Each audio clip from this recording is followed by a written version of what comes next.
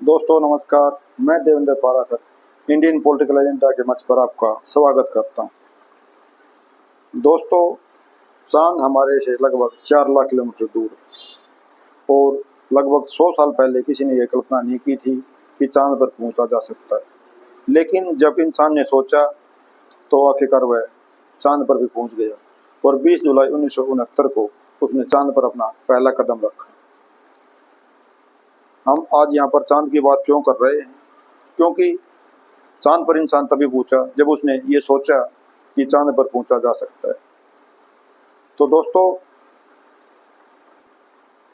जब भारतीय जनता पार्टी ने ये सोचा कि वह देश की सत्ता पर विराजमान हो सकती है, तभी से उसने अपना ये कार्य आरंभ किया और उसी सोचने की शक्ति के कारण आज लगातार 10 सालों से वह केंद्र में सरकार बना रही है और तीसरी योजना के लिए भी नरेंद्र मोदी देश के प्रधानमंत्री बन गए। दोस्तों, भारत में अनेक क्षेत्रीय व राष्ट्रीय दल है और सभी का अंतिम लक्ष्य सत्ता प्राप्ति होता है। लेकिन भारतीय जनता पार्टी की सोच इनसे बिल्कुल अलग है। कभी भारतीय जनता पार्टी के मात्र 2 सांसद हुआ करते थे, लेकिन आज तीसरी बार भारतीय जनता पार्टी देश में सबसे बड़ी पार्टी बनकर उभरी है और उसके 240 सांसद हैं। यह सब सिर्फ इसलिए नहीं हुआ कि उसके पास संगठन की शक्ति थी, कुशल नेतृत्व था या फिर उसके पास धन की कमी नहीं थी।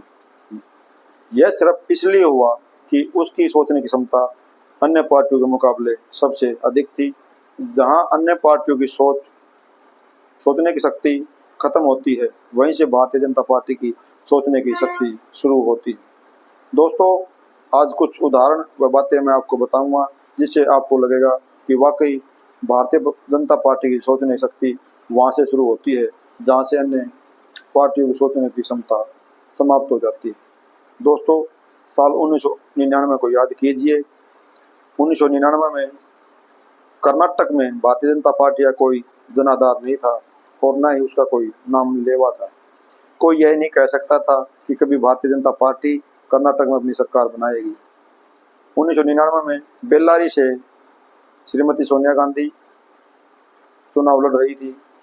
भारतीय जनता पार्टी के सामने प्रश्न यह था कि सोनिया गांधी के खिलाफ किसको लड़ाया जाए, लेकिन चुनाव तो किसी न किसी को लड़ाना ही था और हार तो तय थी ही। लेकिन उन्होंने श्रीमती सुषमा स्वराज को वहां से चुनाव लड़वाया। सुषमा स्वराज के सामने दुविधा यह थी कि उनको कन्नड़ भाषा नहीं आती थी। जब एक रैली के दौरान अटल बिहारी वाजपेयी उनका प्रचार और प्रसार करने के लिए बेल्लारी पहुंचे और जब अटल बिहारी वाजपेयी ने भाषण दे लिया तो उनके बाद नंबर आया सुषमा स्वराज का। सुषमा स्वराज धारा प्रवाह बोले जा रही थी। अटल बिहारी वाजपेयी जी को कुछ समझ नहीं आ रहा था। जब भाषण समाप्त हुआ तो पास खड़े नेताओं ने अटल बिहारी वाजपेयी जी को बताया कि सुषमा स्वराज ने 1 महीने के अंदर इतनी धारा प्रवाह कन्नड़ सीख ली है। श्रीमती सुषमा स्वराज चुनाव हार गई, लेकिन उनका ये अंदाज कर्नाटक के लोगों को पसंद आया और उसी के कारण कर्नाटक का दरवाजा भारतीय जनता पार्टी के लिए खुल गया और 2008 में उन्होंने विधानसभा में 110 सीटें जीतकर पहली बार अपनी सरकार बनाई। यह सिर्फ भारतीय जनता पार्टी के नेतृत्व की सोचने की क्षमता के कारण ही हुआ। 2019 को याद कीजिए दोस्तों। रोहतक लोकसभा से दीपेंद्र हुड्डा चुनाव लड़ रहे थे और इस लोकसभा सीट पर वो लगातार जीत रहे थे और कोई ये नहीं कह रहा था कि दीपेंद्र हुड्डा को हराया जा सकता है, क्योंकि पिछले 3 बार से वे यहाँ से चुनाव जीत रहे थे। उनके परदादा नहीं बल्कि उनके दादा और उनके पिता भी इस सीट का नेतृत्व कर चुके थे और सभी कांग्रेस समर्थक और दीपेंद्र हुड्डा समर्थक ये कह रहे थे कि रोहतक से अगर मोदी को भी चुनाव लड़वा दिया जाए तो उनको नहीं हराया जा सकता। लेकिन फिर भारतीय जनता पार्टी ने वो नीति अपनाई जिसके कारण दीपेंद्र हुड्डा को इस चुनाव में हार का सामना करना पड़ा। उन्होंने ब्राह्मण प्रत्याशी को यहाँ से चुनाव मैदान में उतारा और जब 2019 के रिजल्ट आए तो दीपेंद्र हुड्डा को हार का सामना करना पड़ा। अमेठी और रायबरेली सीट भारतीय जनता पार्टी ने शुरू से ही नजर गड़ा रखी थी। ये दोनों सीटें कांग्रेस पार्टी का गढ़ हैं। 2014 के इलेक्शन में स्मृति ईरानी को राहुल गांधी के खिलाफ उतारा गया, लेकिन वो इलेक्शन हार गई। लेकिन भारतीय जनता पार्टी ने अपना प्रयास जारी रखा और 2019 के इलेक्शन में उन्होंने राहुल गांधी को मात दी। अब बात करें 2024 की। दोस्तों, किसी को ये नहीं लग रहा था कि भारतीय जनता पार्टी सत्ता में नहीं आएगी, लेकिन मेरा ये निजी तौर पर मानना था, अगर सही तरह से मुकाबला किया जाए तो भारतीय जनता पार्टी को हराया जा सकता है।